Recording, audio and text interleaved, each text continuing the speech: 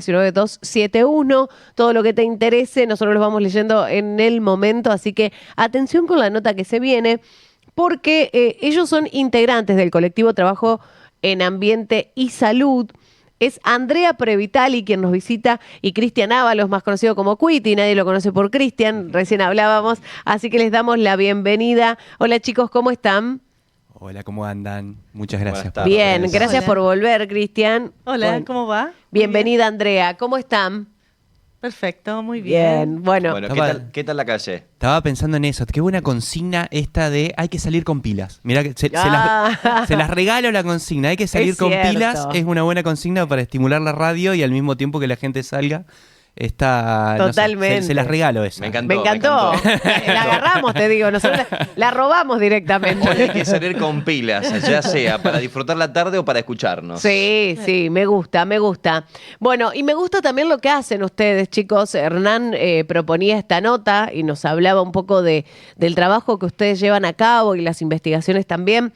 Y se trata del colectivo de trabajo en ambiente y salud que se denomina COTAS, así se conoce, su Instagram @cotas.sf para quien quiera entrar a chusmear y sea un poco más ansioso, pero es un grupo de trabajo inter y transdisciplinar que reúne docentes, investigadores, estudiantes del CONICET y de la Universidad del Litoral, también junto a otros vecinos, a vecinas también de diferentes barrios de la ciudad de Santa Fe. Queremos saber de qué se trata COTAS puntualmente. Bueno, COTAS surge hace ya unos 10 años que venimos trabajando de manera interdisciplinar, que busca atender a problemáticas de salud en donde el componente ambiental y social es fuerte.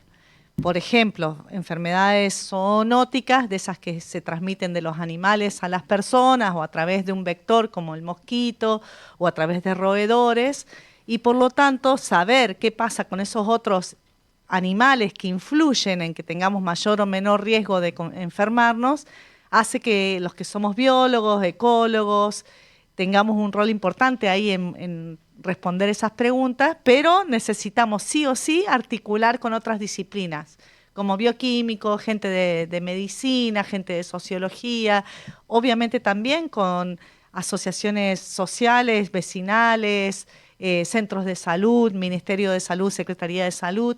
Entonces abordamos estas problemáticas de salud, sobre todo dengue y leptospirosis, en barrios de la ciudad de Santa Fe principalmente, y trabajamos de manera articulada con sectores de la sociedad y con las instituciones como el CONICET y la UNL. Ujú. ¿Cómo se da esa articulación? Porque son muchas las partes que están involucradas, quizás en algún tema en puntual o en algún barrio puntual de tal o cual situación, porque bueno, vemos que lo componen diferentes ciencias, digamos, vienen como, hay personas que componen esto que vienen de diferentes palos.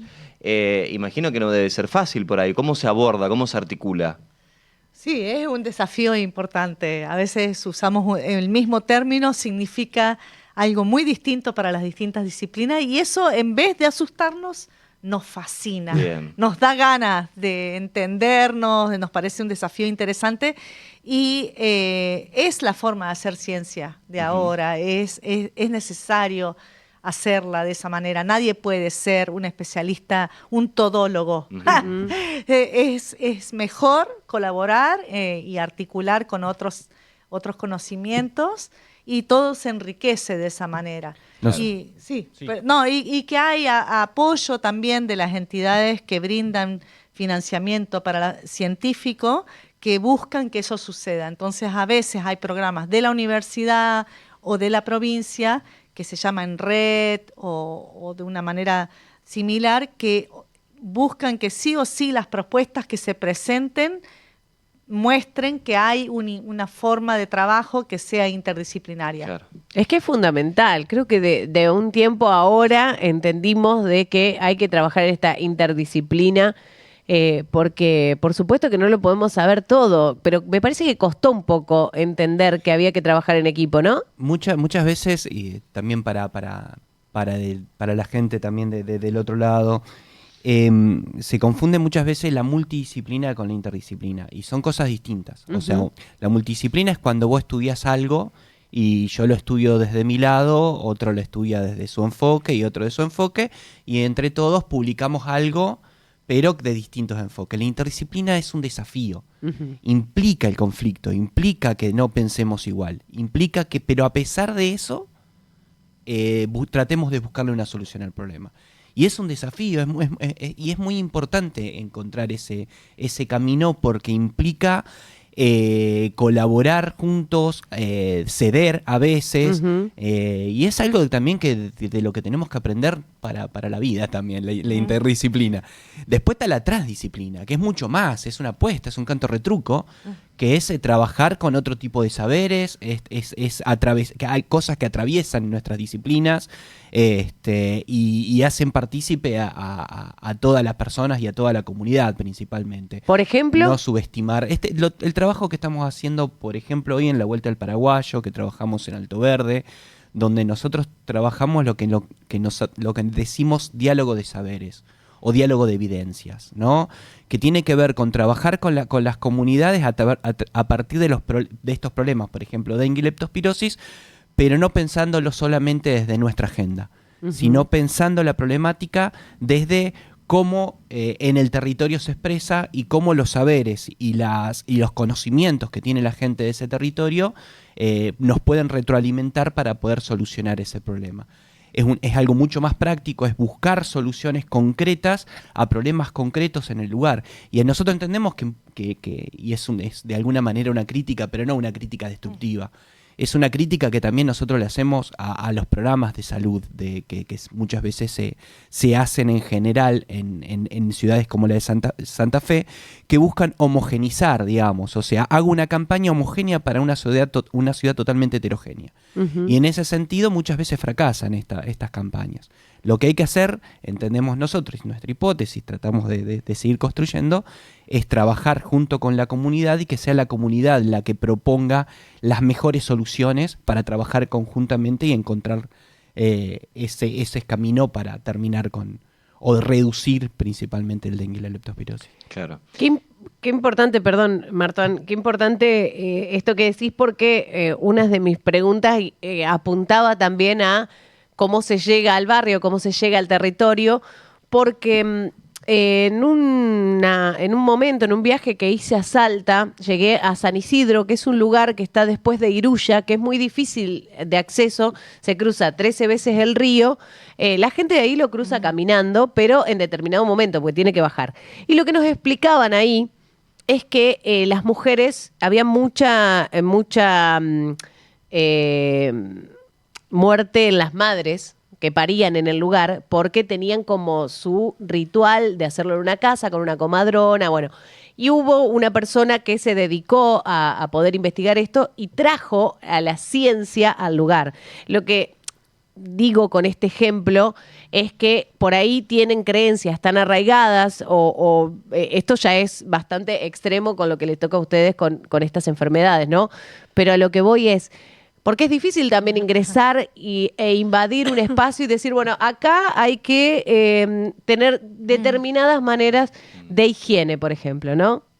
Pienso yo, que pienso que es un desafío. Sí, pero me parece que a diferencia de lo que se piensa tradicionalmente, que es lo que decía Cuiti, de que el saber viene desde estas instituciones, las de altos estudios como las universidades, y baja a los territorios, nosotros hacemos una crítica a esa idea y pensamos en co-construir el conocimiento. Entonces, en vez de traer algo, simplemente ponemos en diálogo. Claro, no es que se impone algo. No, obviamente que Claro. no, porque además no somos autoridad como para o imponer. Pero es interesante, yo doy un ejemplo y para que se vea. Ha pasado mucho tiempo desde esta anécdota, pero para que se vea cómo uno crece un montón en entender las cosas de otra manera. Cuando uno va a los territorios, en situaciones, por ejemplo, es importante también contextualizar que la leptospirosis es una enfermedad transmitida por una bacteria que los animales infectados la eliminan por la orina y queda en el ambiente por mucho tiempo, semanas, meses, si es que el ambiente es húmedo, si hay agua, barro, algo que la mantenga. Y entonces muchas veces las personas se contraen leptospirosis a través de la piel, en estar mucho tiempo en el agua, en aguas sobre todo estancadas, donde la bacteria puede permanecer más tiempo, ¿no? Entonces me ha tocado ir a zonas inundadas donde están precariamente sosteniendo el habitar el lugar a través de lugares en las zonas más altas, y el único acceso al agua que tienen es el río o el riacho que pasa ahí cerca. Y cuando me cuentan que los chicos todo el tiempo van a bañarse al río, yo les digo, estaría bueno, yo les decía, así como esto de traer el conocimiento, les decía, estaría bueno que no se bañen en esos lugares donde el agua está muy quieta, ¿no? Porque ahí puede haber mayor riesgo. Yo con mi mentalidad muy chiquitita de pensar solo en la bacteria que a mí me importa y en la acción de prevención que hay que recomendar. Y las madres me decían, pero estás loca, ¿qué Claro. querés? ¿Que los haga, que se bañen donde el río corre y que se me ahoguen?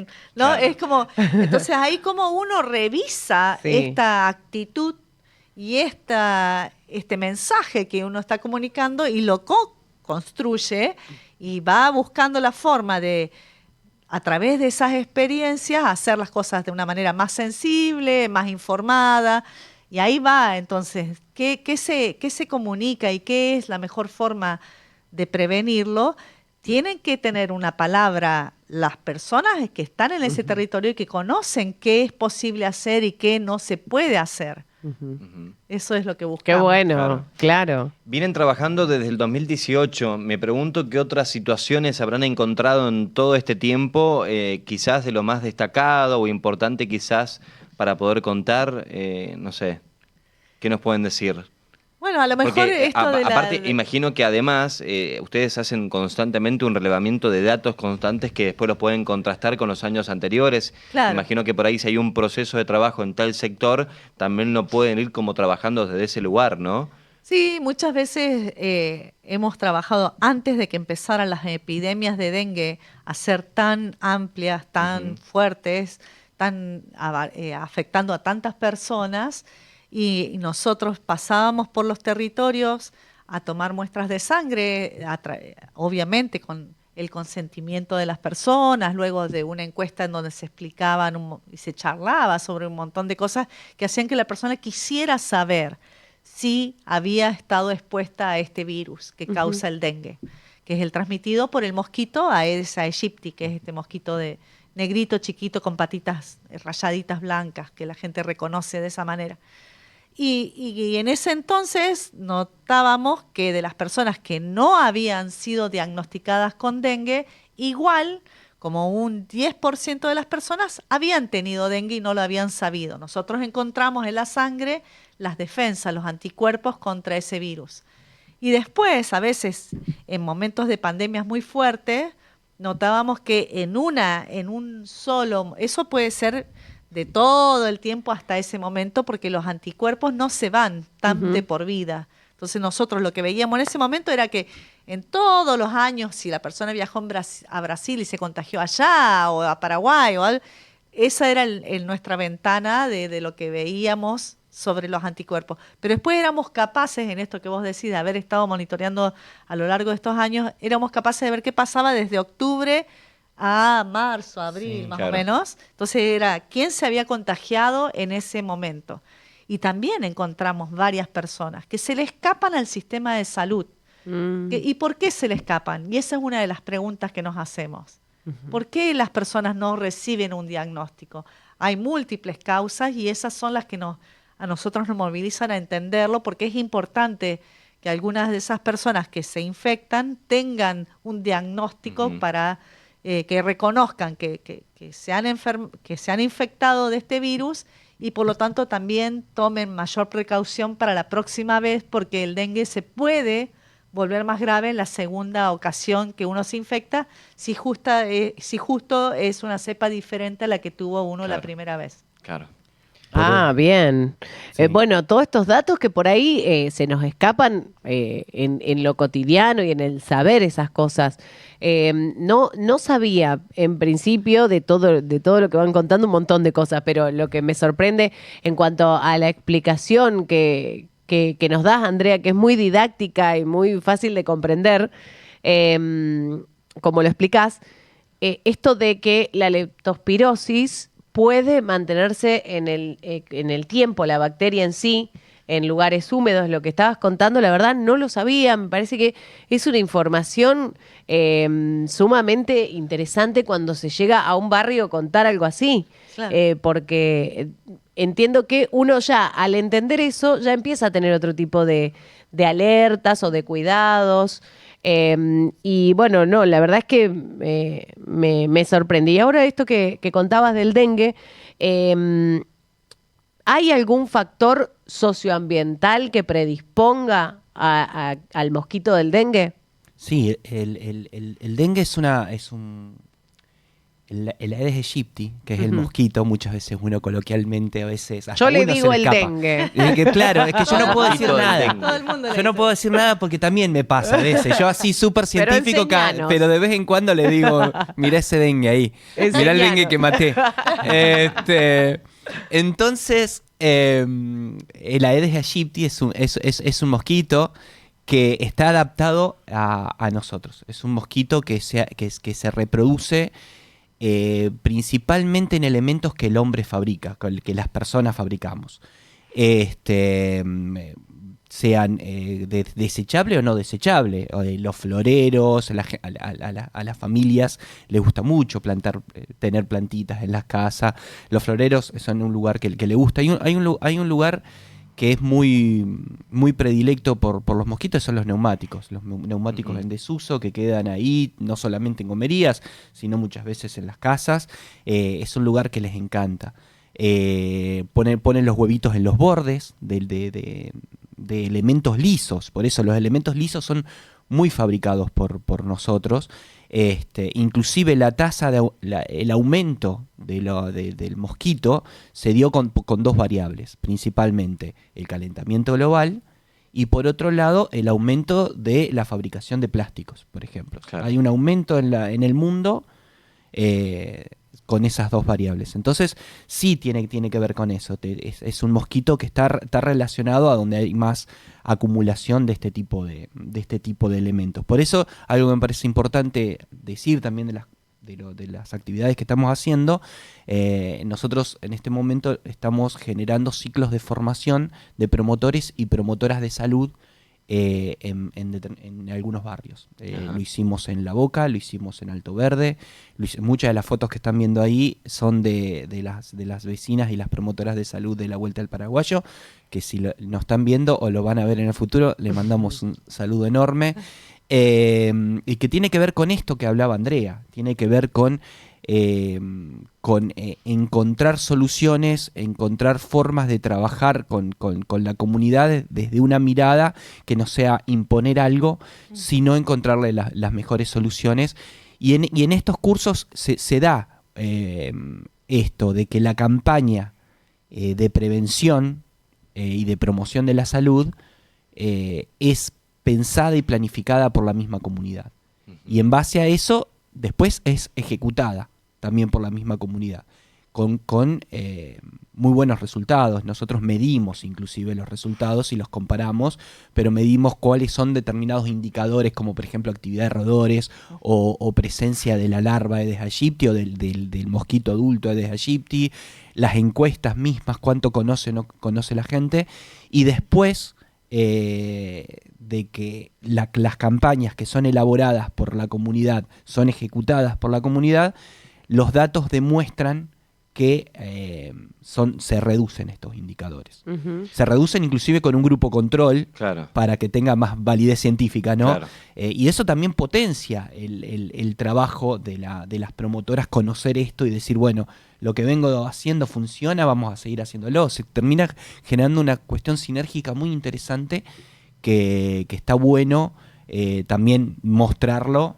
para poder seguir trabajando, por ejemplo, con la municipalidad. Estos resultados positivos también nos permiten un diálogo con tomadores de decisión para en el futuro poder elaborar políticas públicas más efectivas. Ahora, claramente la participación ciudadana, esto es clave. Fundamental. Es fundamental en todo lo que están llevando adelante. Lo que me parece interesante también, porque vemos en las imágenes y vemos que es tan transversal, que no solamente adultos están, digamos, ahí presenciando esto, sino también infancias, Ajá. que es lo importante, ¿no? De brindar mensajes hacia las infancias para que empiece a tener esa conciencia también y decir, bueno, che, papá, mamá, acá tenemos esto y tiene agua y esto hace que el mosquito prolifere, ¿no? Me parece que eso debe ser interesante. Y segundo, que quería preguntarles también, todo este trabajo que ustedes llevan adelante con todo este colectivo de trabajo, acerca a la ciudadanía el trabajo que ustedes tienen, digamos, desde el CONICET, desde las partes involucradas, ¿no? Cuando vemos que los proyectos de la universidad están presentes en ese sentido cara a cara con el ciudadano, ¿no? Y también la ciudadanía comprende el rol y la importancia que tienen tantos profesionales en la actualidad, ¿no? ¿Eso pasa? ¿Es así o no? ¿Hay como un reconocimiento de parte de la ciudadanía en decir, che, les agradecemos que vengan de la universidad, que vengan del CONICET, no sé, se preocupen, que lleven adelante estas implementaciones, estos trabajos que nos benefician? Me imagino que ese vínculo también debe dar cuenta un poco de la importancia que hoy tiene este sector. Sí, yo creo que sí. Y eso nos motiva también. Sí. Es algo que buscamos cuando nos presentamos al llegar, y medio que tiene que ver con una de las preguntas que nos hicieron al comienzo. ¿Cómo llegamos a Claro. estos territorios? Llegamos muchas veces gracias a agrupaciones sociales que están activas en esos barrios hace tiempo. O sea, también nos apoyamos mucho en contactos que vamos gestionando y a través de vínculos que muestran que hay una cierta confianza en saber a quién se les abre las puertas para ir a estos sectores, porque muchas veces sí hay actitudes de científicos en donde van, se toman datos Ujú. y después se llevan esa información y no hay una devolución o hay un beneficio claro y evidente en la comunidad. Entonces hay muchas de estas agrupaciones sociales que trabajan en los territorios que son muy reticentes a habilitar la posibilidad de articular y Ujú, favorecer claro. esa llegada al barrio. Ujú. Entonces, eso es también un diálogo primero, en primera instancia, con esas agrupaciones y hay también una trayectoria, una historia de cómo trabajamos que nos facilita un poco esa llegada. Y después también es que cuando llegamos al domicilio, la primera pasada, a veces la hacemos a través de talleres que son muy convocantes y que convocan desde los más chiquitos hasta los más grandes, que son a veces talleres de hacer repelentes naturales, entonces se traen hierbas y se traen frascos y se trabaja de manera colectiva en hacer algo que cada uno se lleva y que lo puede hacer desde el más chiquito hasta Claro. el más viejo del barrio. Eso motiva mucho a empezar a conocerse y de ahí se empieza a convocar y a saber que eso está sucediendo en el barrio. Y bueno, cuando llegamos a golpear la puerta de una vivienda para hacer esta encuesta, que es la encuesta que genera la información de base de la situación previa a nuestra llegada al barrio, Ujú. ahí muchas veces decimos, somos de la universidad.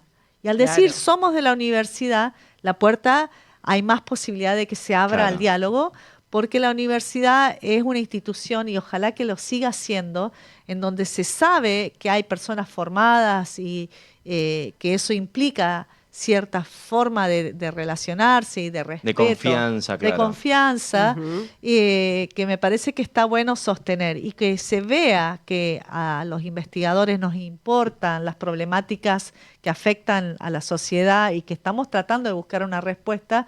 Es algo que en este tiempo, con estas políticas que se escuchan a nivel de los medios, a veces de desprestigios a los que hacemos ciencia, que es importante ver que hacemos ciencia que es relevante para la población y que está bueno sostenerla, porque una empresa privada, una empresa farmacéutica, por ejemplo, no le importaría que trabajemos la prevención del dengue de esta manera. Le importaría Claro. producir la Claro. vacuna o un antiviral o algo así. Sí. Pero entonces, ¿por qué está bueno que la ciencia siga siendo financiada y apoyada por el Estado? Es porque ahí es donde está la clave de algo que a largo plazo puede evitar las grandes epidemias o brindar soluciones a los más que la más la necesitan. Claro, tal cual. ¿Por qué tiene más marca? Ah, perdón. Cuento una anécdota que es medio personal, pero que me parece importante para lo que está expresando Andrea. A mí me pasé por todos los ánimos después de este ataque salvaje de Milei también a la ciencia, el ano de Batman y todo eso. Yo y muchos de mis compañeras y compañeros al principio nos daba como vergüenza decir, estar en algún lugar y decir yo soy del CONICET. Y hoy todo lo contrario, hoy me da un orgullo enorme. ¿Pero por qué me da un orgullo enorme? Por la respuesta de la gente. Porque al principio no lo decíamos, pero después empezamos a dialogar y hay un respeto muy grande. Es mentira esto de que la sociedad está en contra del CONICET. O sea, nos dimos cuenta en el barrio, nos dimos cuenta en los territorios que fuimos a cohabitar con la gente, que fuimos y que la gente nos abrió la puerta, teniendo en cuenta también este enfoque que tratamos de darle a la ciencia, que es al servicio de la comunidad, y que hay un respeto muy grande y hay una valoración muy grande de tanto del científico como del docente, como de la universidad y como del CONICET. Y hoy nos da mucho orgullo eso. Y nos cambió la cara, no por la idea, no por hablar entre nosotros, porque entre nosotros nos estábamos muriendo, estábamos mal realmente. Pero lo que nos dio vuelta es poder entender de que muchas veces a través de las redes sociales o todo lo que maneja a propósito el gobierno, te quieren mostrar mentiras. Y la mentira que está desprestigiada del CONICET. No, la gente sabe y conoce muy bien la importancia de la ciencia argentina, y es importante seguir demostrándolo con el cuerpo, no solamente con las ideas y no solamente con el discurso. Claro. Totalmente. Bueno, Qué lindo miren, esto. mira, lo iba a poner después, pero me parece que cabe ponerlo ahora. Un A ver. mensaje de Vero, una oyente de Aire de Santa Fe. Buenas tardes, por ahora, Beba Martín. Quiero dejar mis felicitaciones a estos profesionales, docentes, investigadores que se ocupan y preocupan por nuestra salud, por la salud del medio ambiente, que a través de todas sus investigaciones nos están cuidando. Así que la verdad que muy agradecida que existan personas que se preocupan por el otro, que se preocupan por el bien común, que es en definitiva el bien de toda una sociedad. Así que mis felicitaciones a los profesionales que están en el estudio y a todos los demás que hacen este trabajo. Qué lindo mensaje. Muchas Qué lindo. gracias. Un mensaje de Vero, después Claudia también se sumaba, bueno, hay varios mensajes, pero cito estos dos como uno de felicitaciones y el otro de descubrir esta necesidad, y dicen, en Barrio Santa Marta no hay desagüe, así que tiramos el agua en una zanja, igual yo tiro querosén para los mosquitos, dice. ¿Funciona? O sea, el mosquito Aedes aegypti prefiere aguas relativamente limpias, aunque lo hemos encontrado en aguas bastante turbias. O sea, hay un gradiente en donde si no encuentra algo óptimo para poner sus huevos, la hembra va a acceder. Entonces siempre es bueno que escurra el agua, y por eso articulamos nuestro trabajo, y como se ven las imágenes, con la municipalidad, con el Ministerio de Salud de la provincia, para que estas acciones que promueven, que surgen desde las promotoras de salud, se puedan ejecutar con el apoyo del Estado, ¿no?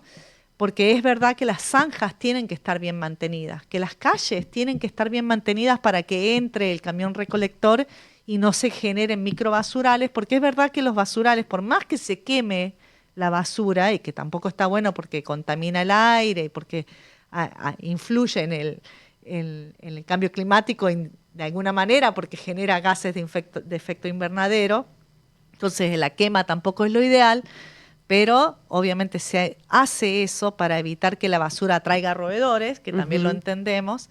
Pero los recipientes, los escombros, las latitas que quedan en esos microbasurales juntan agua de lluvia y pueden ser criaderos. Por eso es que se gestiona un buen servicio de recolección de los residuos y una conciencia de los que habitan el territorio, en donde es importante no tener basurales en el patio, no tener recipientes que acumulen agua. Y las infancias, por ejemplo, los juguetes muchas veces son elementos que después de las lluvias crean criaderos de mosquitos. Claro, claro. Sí. Bueno, cuántas cosas incluso podríamos seguir conversando sin dudas en esta tarde. A mí me gustaría que podamos contar un poco cómo los encuentran en las redes. Tenemos entendido que es @cotas.sf. Así es en Instagram. @cotas.sf, se comunican y enseguida vamos a intentar contestar. Pero Y desde ahí también van publicando por ahí los talleres y las charlas que están dando. Totalmente.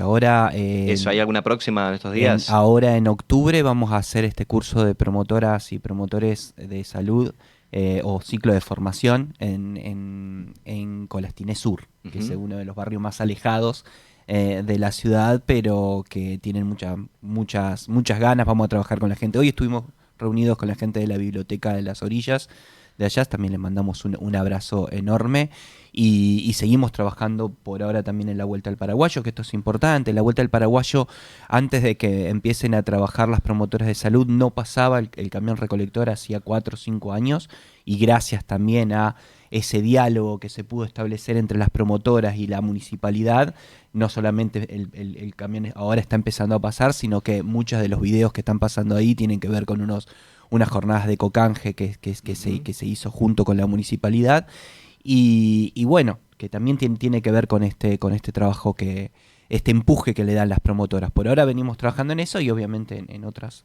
actividades de investigación. Claro. Bien, bueno, ¿por qué tiene más marketing el dengue que la leptospirosis, por ejemplo? Qué buena pregunta. Gracias por esa pregunta, Beba. Dije, no me quiero ir sin hacerla, pero porque, viste, que del dengue sabemos mucho y ahora me doy cuenta que de la leptospirosis no sabemos nada. Nosotros hacemos encuestas y preguntamos si has escuchado alguna vez hablar de la leptospirosis, y si dicen que no, preguntamos, ¿y de la enfermedad de las ratas? Porque mucha gente la conoce como la enfermedad de las ratas. Y si bien es cierto que las ratas, sobre todo la rata que anda de la alcantarilla, una rata parda grande, tiene un rol muy importante en estar eliminando esa bacteria por la orina, también lo puede hacer los perros, los cerdos, las vacas, los caballos, casi todos los mamíferos que se infectan pueden estar transmitiendo, los que se infectan, no todos los que están con la bacteria. Entonces, pero siempre es una cosa más localizada. O sea, ese roedor se mueve en un territorio donde encuentra esos recursos, esos refugios, esos microbasurales donde alimentarse. Y entonces su movimiento está dentro de todo restringido a un sector.